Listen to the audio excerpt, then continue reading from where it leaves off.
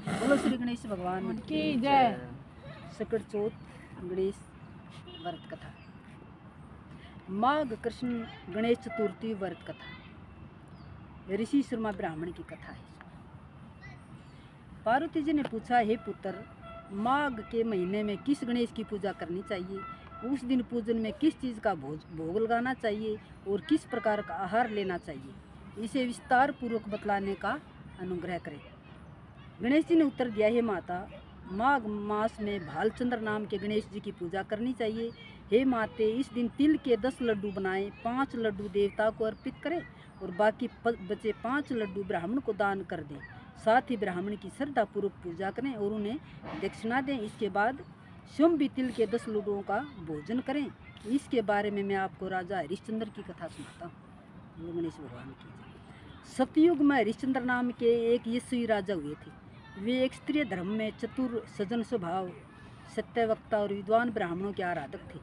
हे देवी, उनके राज्य में अधर्म का नाम तक नहीं था तथा कोई भी व्यक्ति गरीब, लूला, लंगड़ा अथवा दुखी नहीं था। सभी व्यक्ति रोग रहित एवं चिरायु होते थे। उनके राज्य में ऋषि शर्मा नाम के एक तपस्वी ब्राह्मण रहते थे। एक पुत्र को प्राप्त करने के पश्चात उनका स्वर्गवास हो गया। पुत्र का पालन पोषण उनकी धर्मपत्नी करने लगी। भिक्षा मांगकर वह विधवा ब्राह्मणी पुत्र का भरण पोषण करती थी। उस ब्राह्मणी ने माघ महीने की संकटा चतुर्थी का व्रत किया। वह सदैव गोबर से गणपति जी की मूर्ति बनाकर उसका पूजन किया करती थी।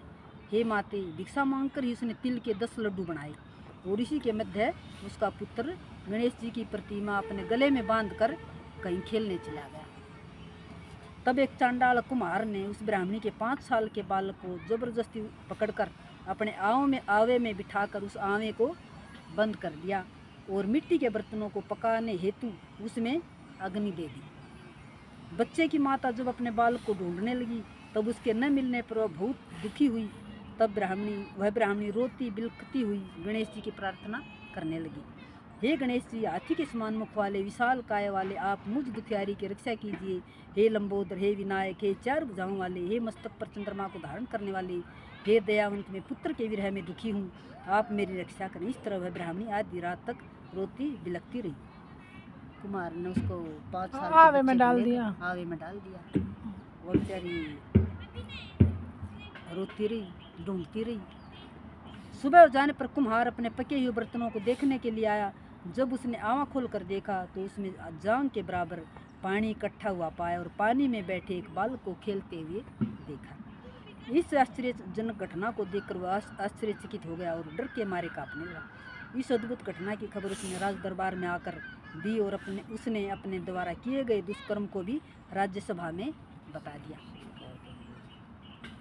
कुमार ने कहा कि हे महाराज हरिश्चंद्र, मैं अपने बुरे कार्य के लिए मृत्यु के योग्य हूँ। उसने पुनः कहा कि महाराज, अपनी पुत्री के विवाह हेतु मैंने अनेक बार मिट्टी के बर्तनों को पकाने के लिए आवा लगा, लेकिन मेरे बर्तन कभी नहीं पके और हमेशा कच्चे ही रहे, उसके बर्तन नहीं पका करते। तब मैंने डर कर एक तांत्रिक से इसकी वजह पूछी। उसने कहा कि तुम बिना बताए किसी लड़के की बलि चढ़ा दो, तुम्हारा आवा पक जाएगा। मैंने विचारा कि मैं किसके बालक की भेंट चढ़ाऊँ।